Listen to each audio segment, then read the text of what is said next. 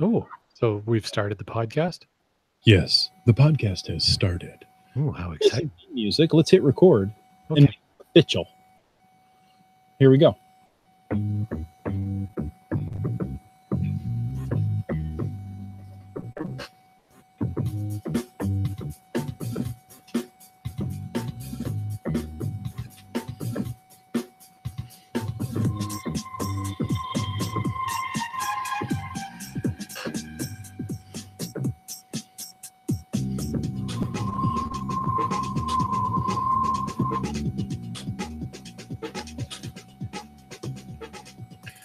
Well, thank you for finding us on a Thursday evening and welcome to Caching in the Northwest. This is the only podcast dedicated to geocaching in the great Pacific Northwest. We're going to talk about caches and caches unique to this little corner of the continent. So while you're testing every gift bag in the house to see if Aunt Irma's present will fit, we'll be caching in the Northwest. And, you know, we can't do that until we bring in our seafaring silverback. Some say he puts the naughty in Illuminati, and others say he knows Victoria's secret. All we know is he's called Land Monkey. Hey, I just, I can't share what the secrets are that I know, but let's tell you, they're pretty good secrets. All right. Good to be back. Really good to be back on the show. It's been a couple of weeks. This week, we're going to recap some highlights from my recent Scandinavian and Baltic Sea geocaching adventures. And I am going to answer a lot of our listeners' questions that have come in over the last couple of days. So I'm really looking forward to sharing a lot of fun about my trip. But before I get into that, I think we have some other business we're going to take care of. As we always do. A quick reminder that we appreciate the support of our patrons who help keep this podcast coming each and every week. And they probably do something with kelp each and every week as well. It's very West Coast. Yeah. But kelp is more of a seafaring thing. We'll get to that a little later. But one thing we like to do each and every week is do our geocaching log of the week, or glow, as we call it. So whether you wrote it or whether you read it, we want to hear about it because great logs simply make geocaching better. Send an email to feedback@cachingnw.com, call into 253-693-TFTC, or use that handy dandy voicemail tool right there on the website and show us how you glow. Now, you may have noticed there's only 2 of the normal 3 hosts, but we didn't leave you alone because Wits End, in all his generosity, has called in the glow for this week. Let's go ahead and play that. Hey, caching in the Northwest. Traveling for work this week, couldn't make the podcast. I miss all you guys, but I wanted to pop in and record the glow for you. Now, I'm doing this using the voicemail tool on the cachingnw.com website, and you can do that too. Or give us a call, 253-693-TFTC. In any case, this week's glow came from Fossies, who found buffalo tails. That's GC71DMH. And the glow reads, I should have stuck to and used my original intuition on solving this one. I can honestly say that the lyrics to Buffalo Gals was playing in my head while I was working on the solution. I know for a fact that I went around and around and around on the outside and the inside looking for clues. I should have stuck to and used my original intuition on solving this one. Using Frisbeer's log, I decided to examine the layout of the page. That's when I went deep into the rabbit hole. I saw so many possibilities of chords in so many different areas of the page that placed the final all over Tacoma. Fortunately, looking at Google Maps proved them incorrect. The few that did look promising failed the geocheck. I should have stuck to and used my original intuition on solving this one. Convinced that I was looking at another cleverly crafted and complicated puzzle, I knew that if I kept looking inside and out, I would find the solution. After a 2.5-day effort of looking at the cache page, then Google, then back to the cache page, I decided to text the CO. I wanted them to know that I was trying to solve this gem. After letting them know of the steps I'd taken, I was rewarded with a single piece of advice. Keep it simple. I should have stuck to and used my original intuition on solving this one. Put the puzzle away until the next day. With a fresh printout of the cache page, I went back to the first and simple idea I tried. This time, very shortly, a couple of things became clear. Not long after, I had a green checker. Since today is Pie Day and I know how much the CO likes pie, I decided to make the grab on the way home from work. Making the find was very easy. No need to mangle anything in the area of Ground Zero. Stamped the log, secured the container, and had a chuckle as I drove home. Thanks, Team Noltex, for another well-done cache. Gets a fave from us. Lesson learned. I should have stuck to and used my original intuition on solving this one. Subtle. So that's this week's Glow. Thanks, Fossies, for contributing such a great log to the geocaching community and to sending it to Caching the Northwest as a Glow. If you're listening out there and you want to hear your Glow read on the podcast, send it to us. You can call and record it in your own voice at 253-693-TFTC, or you can head over to the cachingnw.com website and use the voicemail tool right there on the homepage. Thanks, everybody, for listening. See you soon. Nice. It's awesome to hear him, even though we can't see him this week. Isn't that nice? Yeah. Very good. So I should have used and stuck to, just repeating that over and over and over again really does help for puzzle caches. Like, you know what? Just do it. Just what your first feeling is, go to it. And I'm a victim of overthinking puzzles. I always make them far more difficult than they need to be. Yeah, I'm a victim of overthinking most things, so I prefer just not to think. It gets me through life a lot easier. You want to take a moment and think about that? No, not really. Okay. What I was going to say is you could, in fact, say that Jim kind of called it in this week. Yeah, he literally called it in. Say, I just want to let you know that the voicemail tool, if you call into 253-693-TFTC or use the voicemail tool on the website, they both work, folks. Clearly. Yeah. Awesome. Well, did we have any other audio we were going to play, or are we going to jump into news? I think we should jump into news. All right. Well, I found some interesting news on Twitter today that I thought I would share. It's not necessarily geocaching related directly, but I know a lot of our geocaching friends love to use transit to geocache and are train and transit related geocachers. Well, you know what? If you like using the train and transit in the greater Vancouver area, coming soon to transit in Vancouver is Seth Rogen. That's right. Pre-recorded special announcements on our SkyTrain system will be from Vancouver, BC's own Seth Rogen. So, when your mom takes the SkyTrain, tell her to cover her ears. But I thought that was an interesting little story, so I thought I would share that. Yes. Seth Rogen coming to the SkyTrain. So is he going to be doing, he's going to be doing just the special announcements or like each stop or what? Do you know what? Yeah. So not the each stop announcements. They played a few of the announcements. They're going to have things like, where they throughout the ride, they'll play announcements like, please be courteous to other riders, keep your feet off the seats, things like that. And he's got a few of those that he's recorded with his own little spin on it, a little comedic, and it's just kind of neat to have a celebrity voice when you're on transit. So it's kind of neat. I hate to say unfortunately, but unfortunately it'll probably be listened to more because of the voice. Oh yeah. Because it's Seth Rogen. They go, oh yeah, hey, I like him. So I'm going to listen to what he says rather than, the more authoritative voice of, don't do this. Yeah. What do you know? Right on. All right. So what else have we got for news? Well, following the chat, I have to back up for just a moment.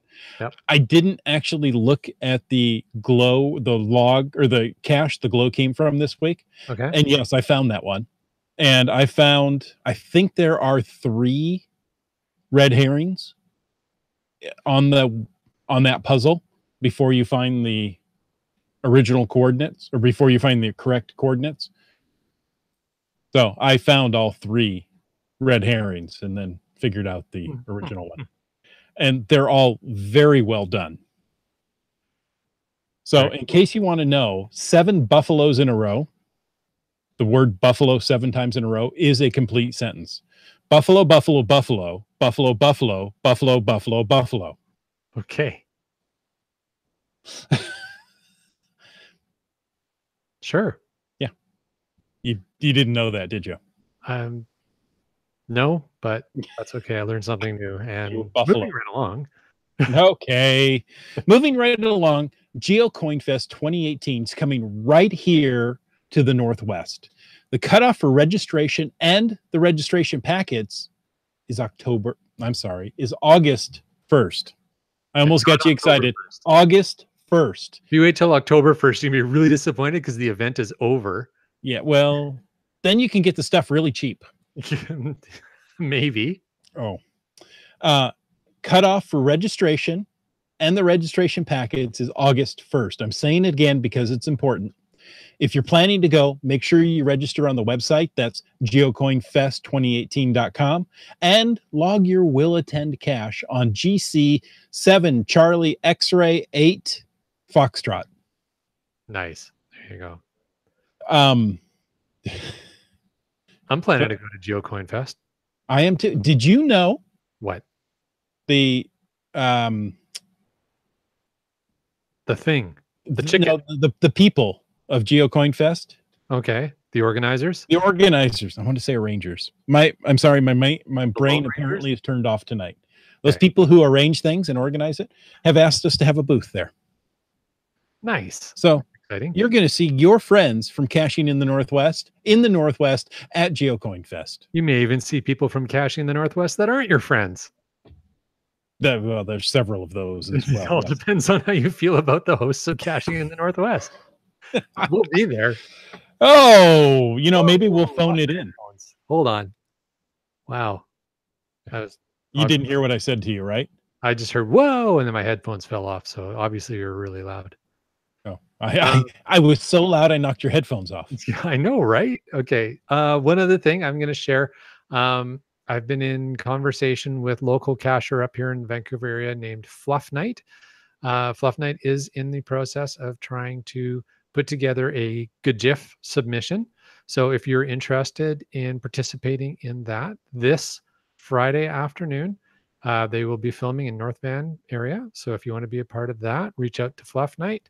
I believe there's even an event scheduled for that. So check that out. Nice. Your very own gift submission idea right then, right? I'm hoping that works out well. That would be really cool if that can get done. In the chat, 3 Hams in a Rose is asking about the dates, I believe, for GeoCoinFest. And the event is, I want to say September 28th. It's like October 1st, it's too late. October 1st is too late. I think it's the last weekend in September. So 9:30. Yes. September 30th. Okay. September 30th. You said 9:30. I'm thinking, no, it's only 9:15. Okay. Gotcha. Yes. September 30th. There you go. So 3 Ham says he'd love to go, but he can't restrain himself from buying coins. So I ain't going. To which Brylang says, oh, yes, you are. So 3 Hams, come and sit in the Caching in the Northwest booth and talk to people, and you won't have time to go buy coins. There you go. You'll be secured. We can handcuff you to the booth if that helps. Oh, yeah. Then I like that. Come by and donate money to release 3 Hams. Oh, it's like a jail thing. Yeah. Oh, they're going to give us money to hold on to them. Well, whatever works, as long as they give us money. Got to keep this podcast going somehow at 3 Hams' expense. There you go. Hey, you know what I haven't said? No, what haven't you said? Welcome back, Land Monkey. Hey, thank you. It's great to be back. It's good to see you. Now, for those who don't follow social media, and I don't know why, but apparently Land Monkey had data everywhere he went, because in most places, yeah, there were like hundreds of thousands of pictures posted on this trip. Now, not quite. Would you tell us where you have been? Absolutely. So we participated in the Land Sharks Baltic Sea Adventure, and that took us to 7 different countries, which was pretty amazing.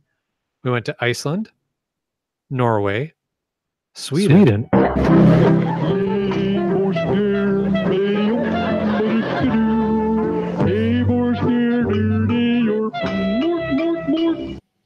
Thank you.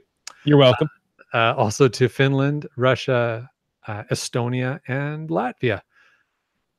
So that was all the 7 countries, the 7 new country souvenirs we got as well, which is pretty cool. 2 days each in Iceland, 2 days in Oslo, Norway, 2 days in St. Petersburg, Russia, and then 1 day in Stockholm, Sweden, a day in Finland. There you go. Throwing that in. Yeah, a day in Finland, a day in Tallinn, Estonia, and a day in Riga, Latvia. So it was quite the tour. Wow. And you said this was a 7-day trip? No, it was a 10-day. A 10-day trip. Okay. Now, all those places you went to. Yeah. Can you pick one out as a highlight? Oh my goodness. That is so tough. There was interesting stuff about nearly every destination we went to, and even the one where I was thinking, oh, this is gonna be a bit of a bust, was Finland, because the same day we were scheduled to be in Finland, in Helsinki, to tour the city of Helsinki and do a little geocaching, was the exact same day, as it turned out, that the presidents of Russia and the United States were having a summit. And they basically secured and locked down the entire city. And so we did not go into the city for our tour.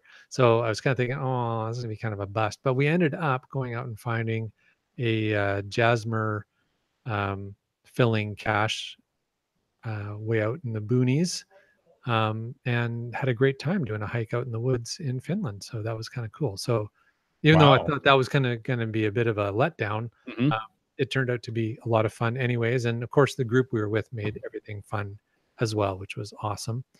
Yeah, highlight. We have a question in the chat. Yeah. You talked about the group, and GSM times 2 wants to know, is it the same group with Ron Fisk, Zedon B, and several other OVC? That would be Ojai Valley Cachers.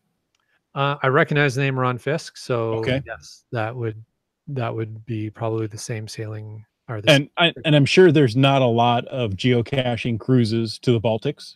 No, not that I'm aware of. So. And there was, I'll say there were 72 cachers and cacher spouses on this trip. So 72 people in our group on the cruise. So I didn't really get to know everybody. So there may be some names that I just didn't get an opportunity to connect with. But some folks I did, at least to a minor degree. So yeah, to answer that question, that it was definitely the group. Yeah, back to the highlight question. I mean, obviously the geocaches, there are some geocaches that were pretty neat, but also some of the cities. Oslo was amazing. It was a beautiful, clean city that just has so much to offer as a place to visit. It was amazing. Iceland's been on my bucket list for a long time. We spent a day, just Mrs. Monkey and I, wandering around the city of Reykjavik and checking things out and doing some caching and exploring. Now, just to be clear, Reykjavik was not on the cruise. No. So there was, okay, so yeah, that's helpful. The cruise departed from Stockholm, Sweden, went to Finland, Russia, Estonia, Latvia. Iceland, Norway, and then going to Sweden were pre-cruise destinations. Oh, that a smaller group of us did, sort of hopping a couple days here, a couple days there, leading into the cruise. Gotcha. I thought it was just Iceland. I didn't realize there were others. So yeah. Now, 72 cachers and caching spouses. Was transportation difficult? No, and I'll talk a little bit later probably as well about how well organized all of this was. Okay. But the organizers, which would be Tara Bradley from Marlin Travel, as well as Helen and Chris from Land Sharks, had everything just like clockwork, super smooth. There were times where there would be 2 buses, times where there'd be 1 bus, and the excursions were all set up and managed so smoothly that, yeah, no, transportation was never an issue. Nice.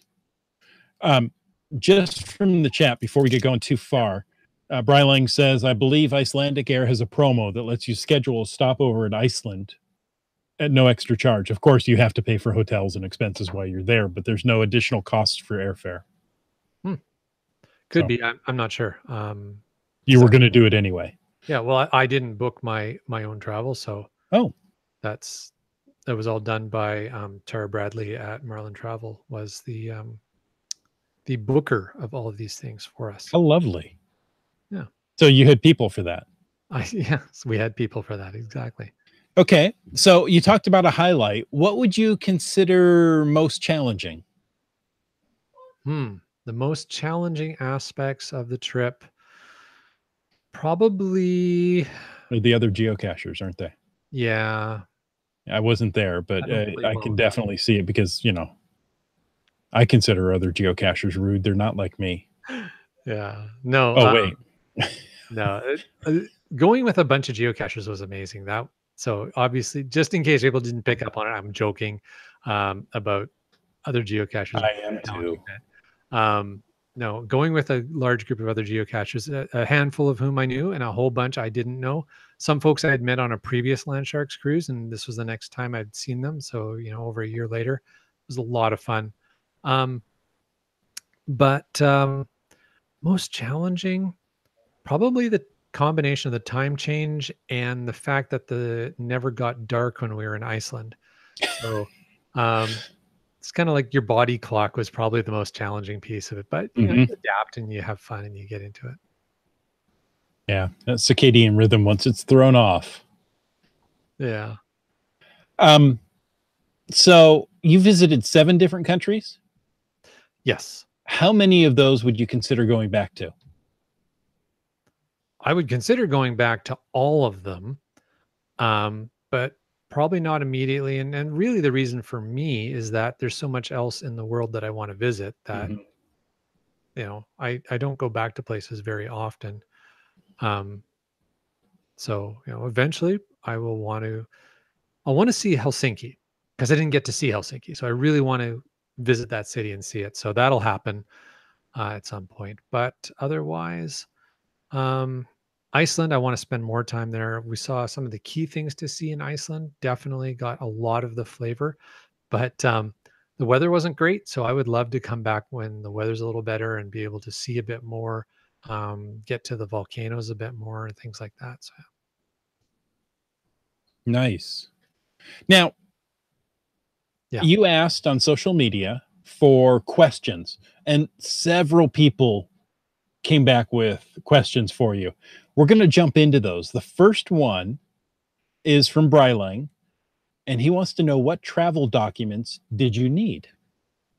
Fair question. So basically all you need is a passport. And of course, if you're going to travel to Europe, make sure your passport is not going to expire in the next 6 months. This is one of the things that they look for. So a passport that is not going to expire within 6 months of your travel is pretty much all you need. The caveat is Russia. In Russia, you require a traveler's visa, which can be challenging to get, or if you're coming by cruise ship, as we were, have a printed itinerary from an approved tour guide. So that takes the place of a traveler's visa for the days that we were getting off the ship.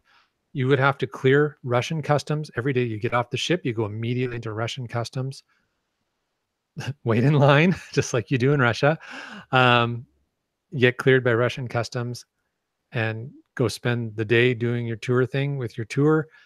You come back and you have your papers, please. And they check your papers again. They actually issue you a 1-day tourist visa for each of the days that you're there, but they have to see that itinerary each and every day. Yeah. Interesting. Yeah. Did that slow you down much? Was it relatively painless? The first morning when we went through the customs, the lineup was pretty slow and pretty long, but the second day it moved pretty fast. Okay. And everybody's in the same line because, communism is equal. Yeah. Right? Well, there was, I think, about 20 lines, but Okay. an entire cruise ship worth of people getting off at the same Yeah. time, right? It takes a long time. And of course, whichever line I'm in will be the absolute slowest. Yeah. So don't get in the line with me. I was experiencing that also. Yes. Okay. Clothes get dirty. Didn't know if you know that, especially while geocaching. How did you handle laundry aboard the ship? You just dangled things out behind you, right? A long line, You're on a ship. You can just toss them out there. the water. Yeah, no, I didn't do that. Also was not a stinky monkey. Um, Hmm. because we were I going on think you are. yeah, Oh, because we were going on a cruise, we overpacked more than we normally would for clothes, but in the sense overpacked that we actually wore by the end everything we had brought, and we had brought enough clothes that dirty clothes weren't an issue. Um, Even from geocaching, the clothes that got the dirtiest were the ones that we wore in Iceland, just because the weather wasn't very favorable there. But because it was so cold and wet there, you didn't wear those clothes after you left Iceland, so that wasn't really an issue. Um, as noted, the hotels that we stayed at, as well as definitely the cruise ship, all have laundry options if it was needed. I'm sure some people probably took advantage of that. I had packed camp suds to do laundry in the sink or the shower if I had needed to, but it turns out I did not need to actually do that. So interesting. yeah. In the chat, GeoNav Pros, who sounds like he went with you. I'm just saying he's got a They lot were of things of they were also on mentioning the that, oh, we did this and did that. He said stuff the bag. $35 washed and folded There you go. I assume that meant on the cruise ship. I didn't on the cruise ship find for using that. laundry is what I'm assuming. Or I don't know. He stuffed a bag full of change and came back with $35 that had been properly laundered. Let's not go there, but yeah. Okay. Um, but yeah, so great that GeoNav Pros tested that out. I didn't test it out. I didn't need to, but there you go. There's an option. So now you know. That's one of I the would assume that's beauties. 35 US Okay. because everything on the ship is in US dollars. Sure. That's one of the beauties of a cruise ship. You're basically in a hotel room that's moving with you. Yeah. So you take as much as you need, you unpack it, and you're going to visit all these different places, but you can come back to the same room every night and, you know, well, Yeah, it's change or pretty cool. shower or whatever. You don't have to pack up with each stop. Yeah, I mean, to that end, and I don't know if I was going to say anything about this later in the show, but I'll share this thought now. I've had other people since we've gotten back asking me about the trip, and um, it's not cheap to take a cruise. So I'll be frank about that, but it's also not ridiculously expensive if you think of it in consideration of if you were to go to an all-inclusive resort.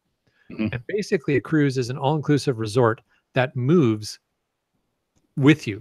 So it's like you can go to an all-inclusive resort, get checked into your room, get comfortable, unpack, have a place that is your place to sleep, and it's always the same place to sleep. But that place moves to different locations that you can go and explore Right. every day. So in a way, it's even better than an all-inclusive resort Mhm. if that's what you're into. I mean, if you're into, I want to sit at the pool and drink, or I just want to hang out at the beach and suntan and read a book, then cruise may not be your thing. But definitely, um, for us, this is just such a great way to geocache. Well, that brings up a great topic. So, We're about the shore excursions. hmm, So going from country to country. Were these excursions built for geocachers or were they open to anyone on the ship? right, great question. So the excursions we went on were pretty much tailored for the 72 geocachers in the Land Sharks organized group. Um, Tara Bradley, who I've mentioned before, and I'm going to keep plugging her because she did an amazing job, and I hope she gets more business. Um, Tara Bradley from Marlin Travel, who was our travel agent, she had worked with Helen from the Land Sharks to hand pick tours at each of the cities, with the exception of Riga, the last city. Um, that would be a combination of seeing key sites of interest as well as some geocaching. So we would go on a tour, and our tour guide would be conscious and cognizant of where we would want to look for some certain geocaches, and we would go through that. And yeah, it worked really, really well. Okay, so you were on like a tour bus with 71 of your closest geocaching friends, and you would go see a site, and the tour bus driver then would, or the tour um, guide would know, oh, you know what? These weird people are going to go off and not look at the waterfall, but head over and look for some box in the woods and then come back and we can move on. Kind of, yeah. There's some of that. For the most part, most of the people really wanted to see the sites of these places we're visiting. They were going to some amazing places, and so diverse, right? Iceland wasn't so much about the architecture and the historic buildings, and more about the geology and the nature. Whereas a lot of the other cities we visited were more about the history and the architecture and the culture. Um, Not that Iceland wasn't about the culture, but it was more so about the place. Um, Whereas a lot of the other places were more so about the people and the history. That all said, everybody who's there wants to learn, right? They want to learn, they want to experience, they want to see things, they want to, be in the place they are. But while we're here, if there's some geocaches around, we want to grab those too. And so the tour guides were aware of that ahead of time and cognizant of, okay, in this location, we know there's going to be an earth cache over here that you guys are going to want to get. So we're going to stop here. We're going to give an extra 5 minutes here so you can make your observations, take your pictures. Okay, now we're going. So, okay. Pretty cool that way. Good deal. So I assume, as is Land Monkey style, you've got 1,000 caches in each country just so you could hit milestones as you went along, right? Yeah, not exactly, no. Oh, okay. So did you But we take did any? get the world turtle in Sweden, which was kind of cool. Ooh, bork, bork, bork. Bork, bork, bork. Did you take any non-geocaching shore excursions? So I guess the simple answer is no. But to maybe sum it up a little bit, as I said, Mrs. Monkey and I self-toured our way around the city of Reykjavik. We self-toured our way around the city of Oslo and the city of Stockholm, where each of those three cities there was a geocachers excursion or tour that had been arranged that you could opt into or opt out of, and we opted out of those three cities and chose to explore them on our own, and had a great time doing that as well, instead of with a larger group. But found a few different things. Oslo, we took the hop on, hop off tour bus, as Oslo is a really big city. It's really spread out over kind of a large peninsular type area. But I would say in retrospect, we could have probably not paid the extra money for the hop on, hop off bus tour and just used the transit in Oslo, which is an amazing transit system and gets you everywhere you would want to go anyways. But, lessons learned. The city of Riga, there was not an organized tour for. Riga was like, you're on your own unless you want to take a ship, one of the cruise ship based excursions. But we just went with a small group of our friends and explored the city and had a great time. So, yeah, Okay, a little different in each city. nice. More questions we got pre-show. So if you're still asking questions in the chat, we'll get to those. These came in pre-show. Doramore wants to know how much time was spent on the boat as opposed to on land. Would someone prone to seasickness survive this trip? Not even endure it. Would they survive it? Yes, they would survive it. So yeah, pretty much you're only on the boat evenings and overnight between ports, with the exception of the last day of the cruise was a sea day from Riga back to Stockholm. And it's, air quotes sea day, because honestly they could have made that run in several hours instead of a full day. But I think they have a schedule of when they're allowed back in port, and so they were kind of putting across the Baltic. Mm. But honestly, the Baltic was exceptionally calm for our trip, and that ship is so large that there's very little noticeable movement at all. Mrs. Monkey and I were talking about that this afternoon on our drive home from work, and she's saying, she was saying I felt movement on the ship way more on our Alaskan cruise than she felt on the Baltic cruise. So Interesting. yeah. Okay. Now you went to 7 different countries. Yes. I'm gonna guess 7 different languages. Pretty much, yes. Did you have any trouble with those languages? And did you translate the cache pages in advance before you left? Great questions. So my only problem was if I tried to speak anything other than English. Every person we interacted with when we were in any of those countries, even Russia, um, everybody was fluent in English. Any person that we interacted with, whether it was in a shop, restaurant, obviously the tour guides, people in the various places we were touring, that, even just bumping into people in the street and chatting with them. Other geocachers who we had geocaching events in a number of those cities, and the local cachers came out for those events, which was awesome. And everybody was relatively fluent in English. So you basically could just speak in English and not have to worry about it. Language really was not an issue. And I find, as per usual, and I think all of us who've traveled a little bit know this, if you're just a little bit humble and appreciative as a visitor, um, people are willing to extend a bit of an effort on your behalf. Well, so that really answers my next question is, did you use Canadian or American English? But if you were humble and appreciative, obviously you use Canadian English. Yes. Yeah. It was definitely Canadian English. I got a funny side story on that. I speak some German. My family is there's a lot of German in my family. I do too. Sprechen kein Deutsch. There you go. And yeah,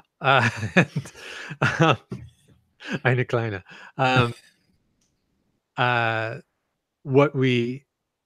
What I found myself doing every once in a while, and it would actually get me in more trouble than anything else, is someone would, and this tended to happen for some reason when I was on the planes, and the stewardess would come by and ask something.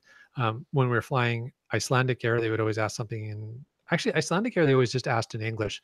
But on SAS, we flew, they would ask in Swedish first and then English. And when I was asked something in Swedish, even though I knew it was Swedish and I can't speak Swedish, I would answer in German. And I don't know why I would do that. And I guess it's just like this instinctive reaction from my childhood. And then the stewardess would respond to me in German. And for the most part, it wasn't a problem. And we would have, whatever brief interaction we needed to have in German. And my wife would look at me and say, why didn't you just talk in English? Like, well, I don't know. Just yeah. No, I've experienced the same thing. I spent time in France learning French, and anywhere I go, I soon after that, I was like, oh, I'm in public, I have to speak French. No, I'm in public in America now. But it was ingrained into you that, it was just that automatic response of, oh, wait, hold on. English. I can speak to you in English. I can do this. Yeah. And you look like an idiot, but yeah, pretty much. Yeah. That's fun though. And I was just going to say, with the question about translating cache pages, where we went, pretty much all the caches that we researched and looked at, the ones that we were really interested in, we wanted to find. So virtuals, webcams, earth caches, that would need a translation. Pretty much all of those already had a bilingual description in the native language of that country and then English. So it really wasn't something that needed to be done. So I was kind of surprised. I've seen other countries, Germany, where they don't put in the English translations into the cache pages. So I'll just give you a heads up. If you're planning to go to Germany or France, you're probably going to need to translate them. But I found with the Scandinavian countries, they were pretty darn good. Interesting. Yeah.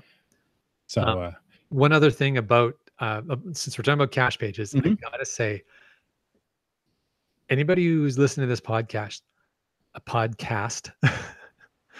go and check out just pick any cache in Norway. Open the cache page for a Norwegian geocache and look at the logs, and you're going to see something super, super cool. They're testing something out in Norway right now on their cache logs where you actually have the ability to vote on the logs. Was this log useful or not? Hmm. So it's kind of like a thumbs up, thumbs down Mhm. concept, like you would with comments on any other social media platform, but you can do that per log in only in Norway. So I'm really hoping this is something that spreads beyond Norway and that we eventually get here in North America. I would love to have that function. But yeah, definitely, if you're listening to this podcast, go just randomly pick any Norwegian geocache, check it out. It is really cool. We'll wait for you. Go ahead and pause the podcast. Look at that Norwegian webpage and then come on back. Okay, thanks for coming back. There you go. Brylang says Norwegian logs thumbs up only, no thumbs down. Okay, there you go. I thought there was thumbs up and I thought there was a second option. I can't remember what it was, but Well, maybe Norwegians are just so polite. There are only thumbs up that are used. there you go. And that's why they started there in Norway and not in the US. There you go. But does that mean they would have more glow-worthy logs? Would those who are being upvoted? That's a word, right? Yep. It came out then because it's only a word I've read. Well, they're still listed in chronological order. Right, So but those being upvoted would be a better written log? I would think, or a log that's more helpful to other Mhm. cachers. So yeah. Brylang says it's a trial that's been going on for a couple of months already. Oh, there you go. So yeah, Dormar added in that there is two options. It's a thumbs up whether the log was helpful, or a thumbs up of whether it was a great story. Thank you guys. Appreciate that. Nice. I like that. Yeah. I think we need that. We need the great story ones. It'll make the glows much easier to find. There you go. Okay, so you had no problem with the language. You didn't order anything odd in a restaurant that you were like, well, I wanted a hamburger, and what is this? It's still moving on my plate. Yeah, no issues with that. Okay. Although I did eat like a Viking when I was in Iceland, which I was going to say, I really hope you didn't order a hamburger. No. Did you eat mostly on the boat or mostly on the land? So it depends. Obviously, in the first few countries we visited, because we weren't even on the ship yet, we did not eat on the boat. Generally, we would have breakfast on the ship, then go and spend the day wherever our destination was. Usually have lunch at the city that we're exploring, and then dinner back on the ship. Some exceptions to that. In Russia, we had 2 lunches and 1 dinner in Russia at various restaurants, which were all amazing and just a super fun time. But yeah, generally dinner on the ship. Okay. One more question from Doramore. Did you drink the Black Death? Not this time, but I had tested Black Death previously, thanks to Doramore, so I knew what to expect. I believe a number of other cachers from our trip did try out the Black Death, which is not bad. It's good. But You're not supposed to have that in Europe. Yeah, they had the Black Death. Yeah, they got they put it in little bottles to get rid of it. But I did try out plenty of local beers in the different areas we were in, and I had plenty of vodka when I was in Russia. So good vodka. It was good vodka, I gotta say. As Brylang has posted several times in his Russian way. In Russia, you don't have vodka. Vodka has you. There you go. Not me, it didn't, but there was a couple people on the tour that the vodka had down. Okay, so it sounds like this was an incredibly well-planned trip. Yeah. What was involved on your part for planning? I mean, it sounds like everything was done for you, except actually going out and, maybe finding a geocache and making sure you're on the right bus on occasion. Yeah. Pretty much it was. The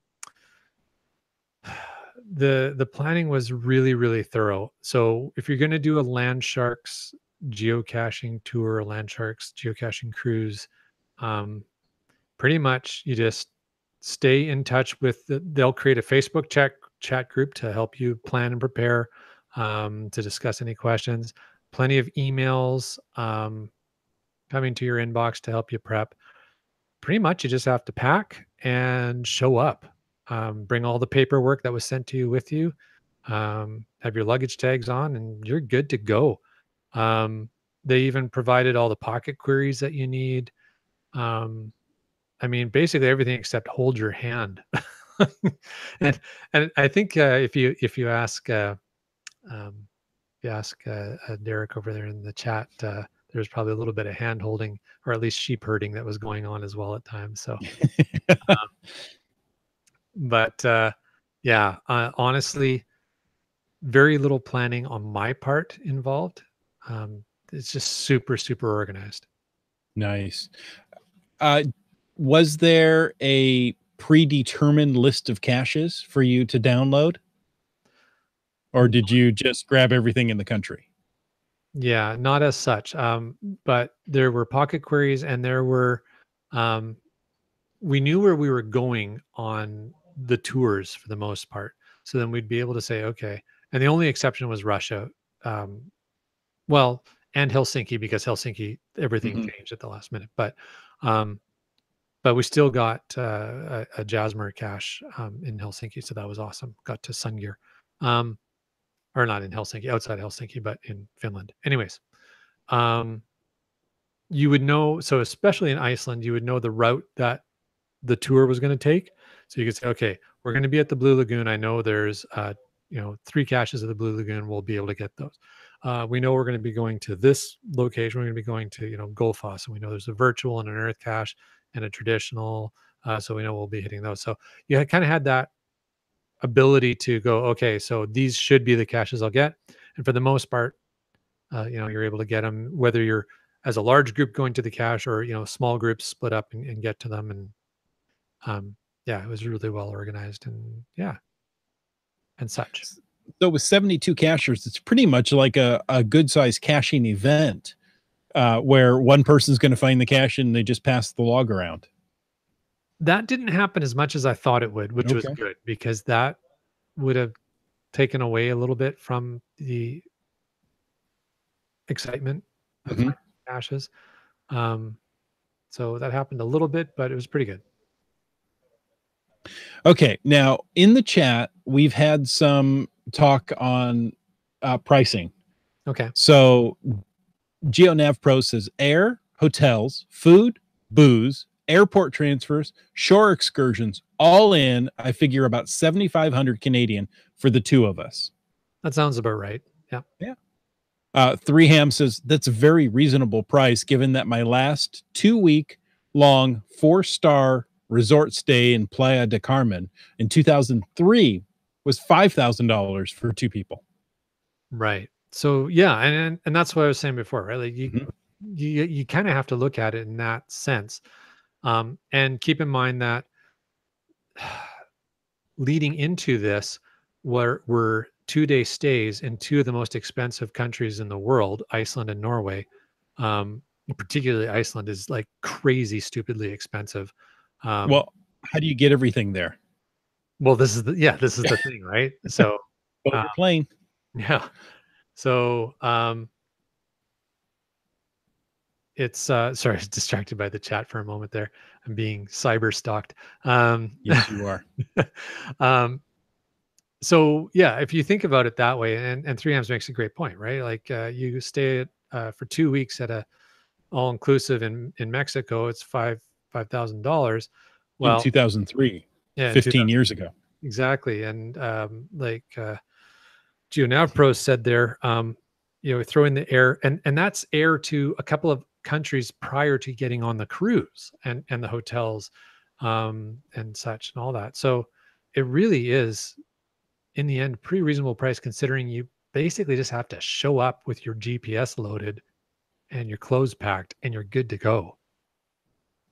Nice. Okay. Now, there are some people asking, did you happen to get every Earth cache in Iceland? No. And of course, have you logged all your Earth cache finds yet? Yes. Oh. Everything is logged. So yeah, well, in the chat, they've already figured out the math of how many Earth Yeah. caches I found in Yeah, Iceland. because they've already stalked you and looked at the map and figured out what's going on. But again, for Iceland, most of the Earth, I don't think there was even any Earth caches in Reykjavik itself. There may have been one, but most of the Earth caches are out in the areas where you have to kind of tour to. Mhm. So you get what you get when you go on the tour. Mhm. That And makes sense. yeah, I mean, would I have liked to have spent longer in Iceland and checked out some different places? Absolutely. But still, just amazing. Absolutely amazing place. So thankful I was able to go there. That little rock sticking out of the water. Yeah. Bright Blades asks in a question before the show, was there any cache that particularly was memorable for you? I can come up with 4 or 5 that stick out in my mind for different reasons. One of them that I actually periscoped was in the port. It's called Port of Tallinn, and it was in the port in the city of Tallinn, Estonia. GC6 Bravo Mike 44, and it's just a really well done TB hotel cache. Bit of a gadget cache, but just an excellent job on a cache. It's got a metric buttload of favorite points for a good reason. So that was one. St. Petersburg, there are not a lot of caches in St. Petersburg, but one of them is a virtual at the Church of the Spilled Blood, which is, I mean, the virtual cache was a virtual cache. There wasn't anything astounding about the cache itself, but the location you're at is just so breathtaking. And it is something that was on my bucket list for so long to get and set foot in that church and be able to see it and experience it. And it was even more than what I had hoped it would be. It's just an experience. So that one is GC Golf N. What's N? November. November. Thank you. Hotel Foxtrot. Hotel Foxtrot. And that virtual cache, yeah, it's all about where you are. That was just amazing. Next up would be an oldie. So I mentioned before, we got to Sun Gear in Finland, GC 72. So you know, when you got a 4-character GC code, it's an oldie. A lot of people on our trip, it helped them complete their Jasmer or get really close. We had already completed our Jasmer, so that kind of, I guess, helps on a second loop or whatever. But that was just neat. It was a really nice hike out in the woods with the whole group to go and find that cache. It was a fun time. So it was. That's November 30th, 2000, in case you're playing along on the home game. There you go. There you go. What else have I got going on here? Oh, a fun one. So a webcam cache that we did in Sweden, in Stockholm. Memorable just because that I've never done a webcam via Uber before. So that was a lot of fun. Oh. There was a small group of us who the morning before we headed onto the cruise ship were like, dang it, we're going to get this webcam. So we called up an Uber, and special thanks to RCA 777 who actually did most of the arranging for that. But we Ubered out of town to where the webcam is. The Uber driver drops us off on a highway overpass, kind of shaking his head at us like, okay, crazy people. Got our picture, got a ride back. great story on that one. So that's just a lot of fun. And last memorable one I would throw out is in Iceland, in Reykjavik, there is a traditional cache that is called In a Crevice Among Some Large Rocks. It's GC, I know, it's GC5 Alpha Romeo Papa 6. Not bad since I don't have a cheat sheet in front of me. I'm doing this by memory. You did great. Thank you. Yeah. So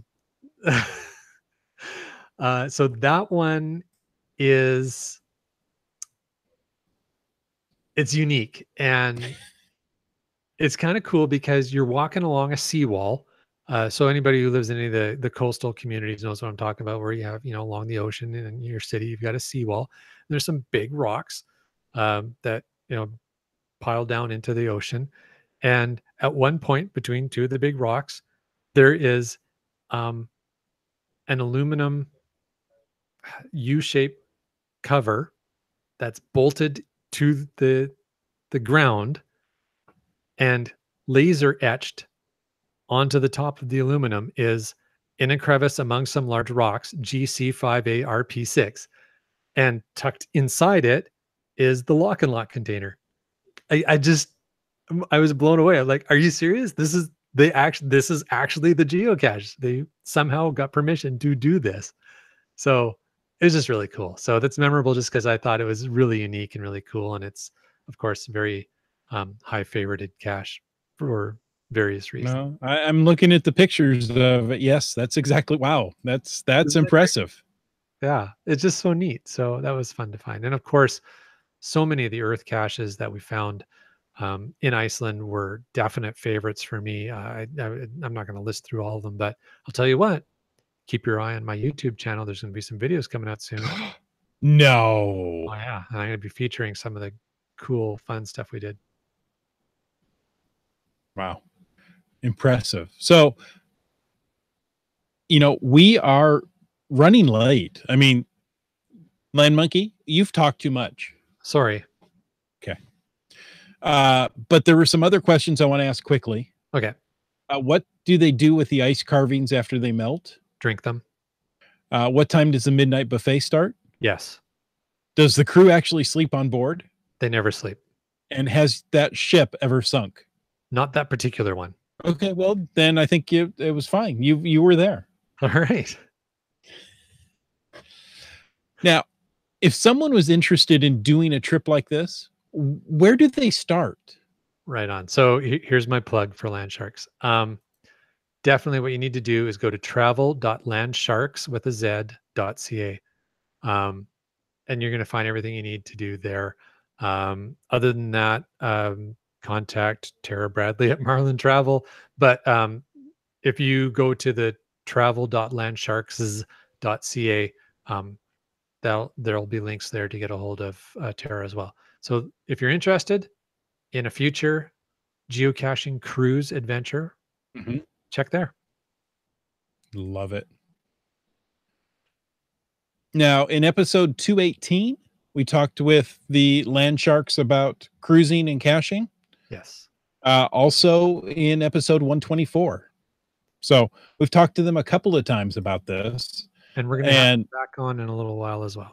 Yeah, they do some great planning. I know the next one coming up is a Caribbean cruise. Yes, it is. So it should be a little warmer, a little drier. Well, maybe not drier. I don't know if it's going to be a little warmer because it was pretty hot. They're having a heat wave over in Scandinavia right now. So. Oh, really? Yeah, it was like 30 degrees Celsius when we were over there. So I don't know. Fahrenheit. It's a lot. Nice. Three Ham says, I visited the Land Sharks geocaching store in Victoria on Monday, and part of the enforced merriment the family endured while we were camping. Great store. Awesome. So. Unfortunately, he would have missed the Land Sharks, who are still visiting family in Sweden right now. So. Yeah. But nonetheless, Land Monkey, thank you so much. I mean, you had an incredible adventure, and you got to do geocaching on top of it. Yeah, that was just an amazing adventure, and it was fun to share it with some of the other folks from even from who listen to this podcast in the chat. So that's nice. Nice. Hey, as we do every week, if somebody wanted to find you online, where would they go to watch some of those videos that are coming up that aren't released yet, so they can hold their breath? There you go. Well, you won't have to hold your breath too long. You can check us out, follow us on YouTube. It's Land Monkey, LANMONKEY. But the easiest way is to follow us on Twitter, Instagram at LandMonkeyGC. And of course, on Facebook, we're Team Land Monkey. And the website, landmonkey.blogspot.ca. How about you, my friend? Well, you know what? Anywhere you can find Caching NW, that can be Facebook, that could be Twitter, if Facebook is still around after today. Or you can go over to cachingnw.com/hosts, read our bios, find all those links we mentioned, and a few more that we keep secret from you. But most of all, we want to thank our faithful Denali level supporters. That's Bounce Bounce, Team Squirrel, Limax, and WorldCaching.com. If you want to know more about supporting the show, click the Patreon link on the CachingNW.com website. And even though we mention our Denali level supporters, we want to thank all of our supporters. That's B Pendragon, Broncos Fans for Life, Sprouter, Camp Clan, Tick Magnet, Kev MacD, Subway Mark, Dora Moore, Dune Buddy, Kid Vegas 19, Geo Nav Pros, Wino Seattle, Ackerdoc, Billy Robson, G Nice, Antaeus, Keats 94, Curiosity Girl, Trexer, and MC3 Cats. I heard you sneaking a breath in there. I think I did, breath. Yeah. Well done, though. Well done. And thanks to everybody who supports this show every week. We really appreciate it. Certainly do. All right. Well, we want to thank you for taking the time to listen to this episode of Caching in the Northwest. Remember that you can be a part of this show, calling 253-693-TFTC. Leave us a comment, ask a question, or buy us some Swedish meatballs on a cruise ship any time of the day or night. Of course, you can email us at feedback@cachingnw.com. Also, your support helps to keep quality shows coming. So if you like the show, please click the Patreon link on the cachingnw.com website and subscribe on iTunes, Google Play, Stitcher, and more. The show is produced by Chris Umfenar and Jay Kennedy, hosted by Chris J. and Jim Politz. This show is licensed under Creative Commons Attribution 3.0 license. Copyright 2018 by Chris Umfenar. Now, in Russia, you stay tuned for The after show. No, in Russia, the after show. Stay tuned for you. Wait a minute. Hey, what? We're officially in the after show. Awesome. Did you know it's Brylang's birthday? I picked up on that. Yeah. Happy birthday, Brylang. I knew that earlier because we're friends and friends on Facebook. So I was aware of that earlier today, but I think there was a subtle mention of it in the chat. Yeah, like happy birthday to me. Not very subtle.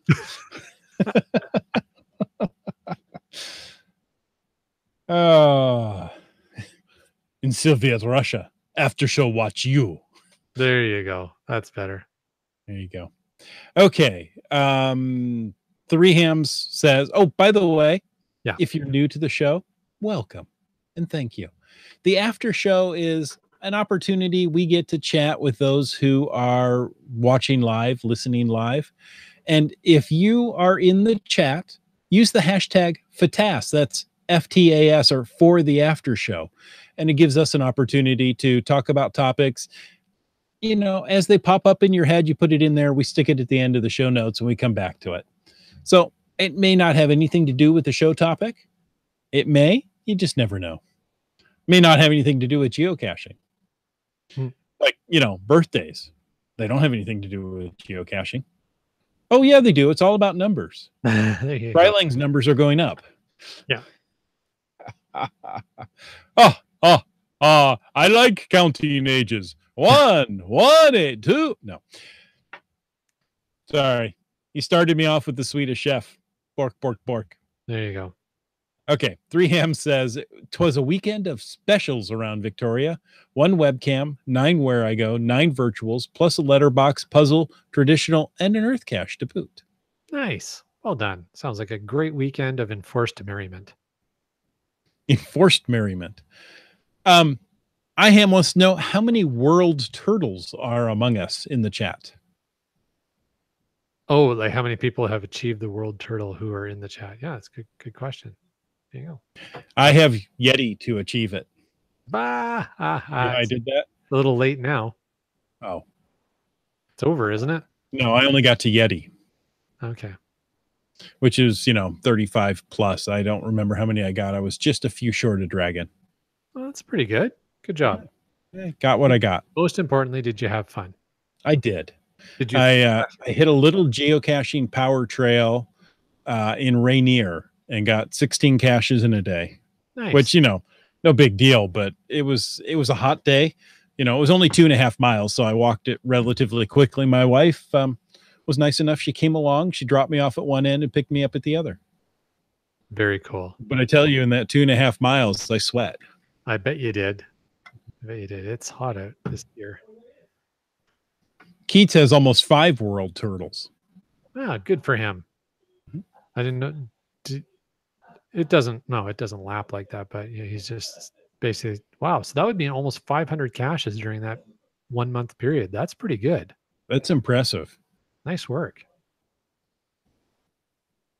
On Geo Gearheads, yes, there was a question brought up of, I've seen some people post 1,000 caches in a day. Is that really even possible? It depends where you are. Yeah. And how you're caching.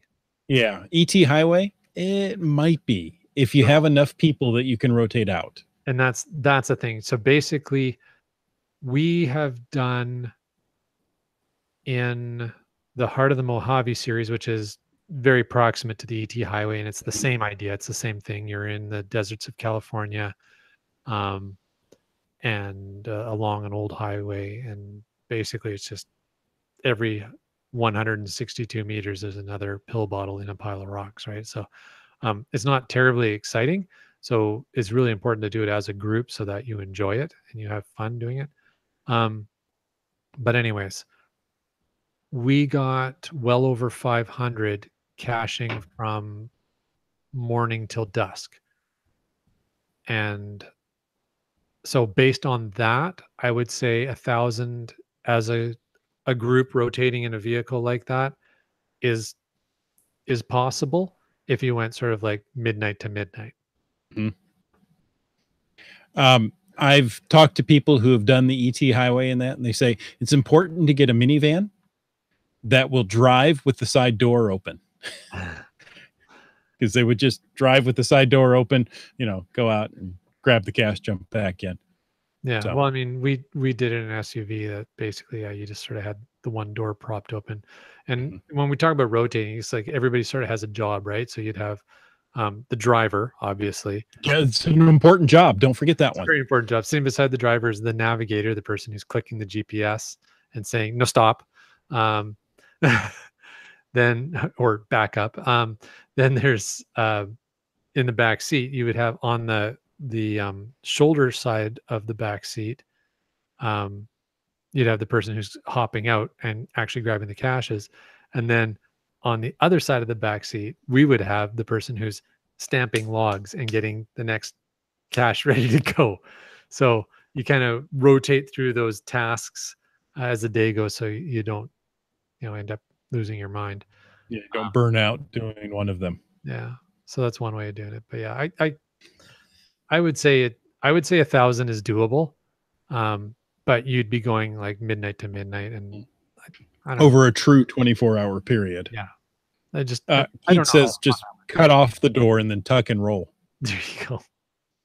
Yeah, the rental company isn't always super pleased about stuff like that, but that's why you buy the insurance. Oh, so that you can cut the door off the truck. Yeah. You do that in the hotel. It's like, hey, you're just gonna back up against this pole with the door open. Pop! It came off. Now we're good to go. Or get a Jeep where the doors come off. There you go. That's probably a better solution. Brian Lang had a hashtag FATAS.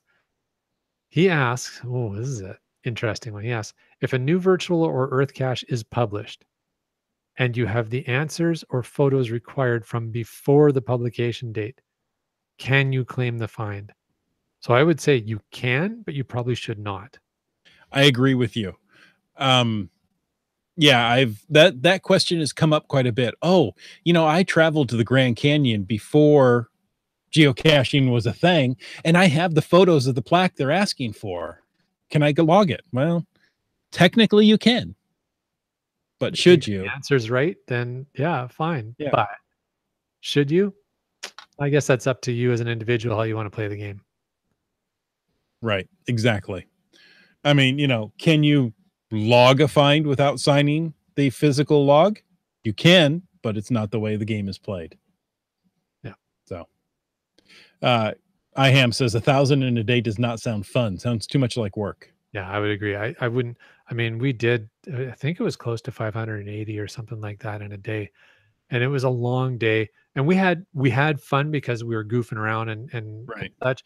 But it was draining. Like by the end of the day, we're back at the hotel at night and sitting out in the hot tub, and just everybody was done. I was like, yeah, we're done.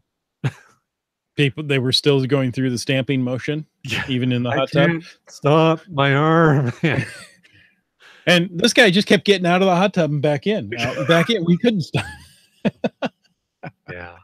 So yeah, I mean, can you do it? Yeah, it's up to you if you want to. Like I said, I would do it with a small group of good friends who you get along with really well, because it's very easy to get on people's nerves on a day like that.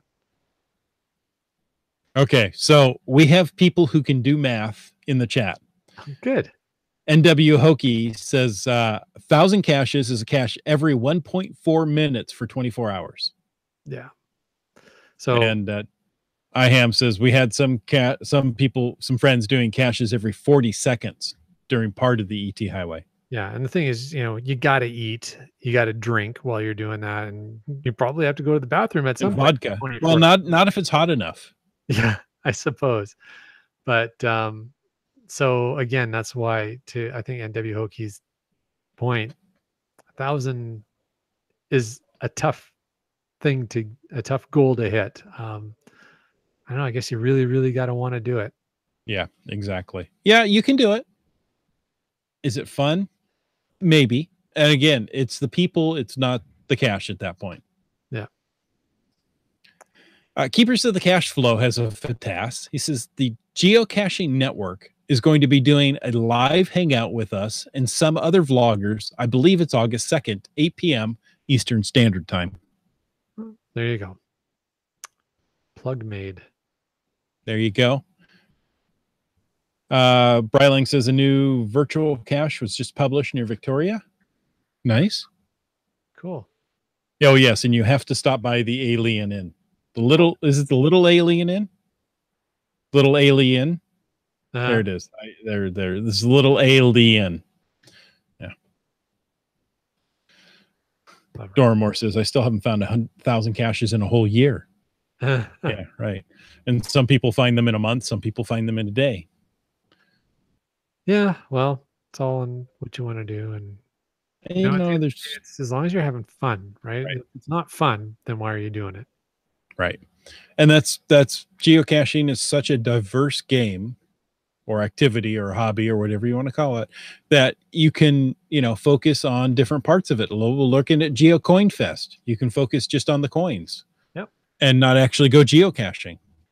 So there you go. So cool. Well, this has been a fun podcast. We probably should wrap it up at this point. Okay. Folks, thank you so much for joining us. Join us next week as we talk about grandfathered cache types. And until next week, get out and get caching in the Northwest.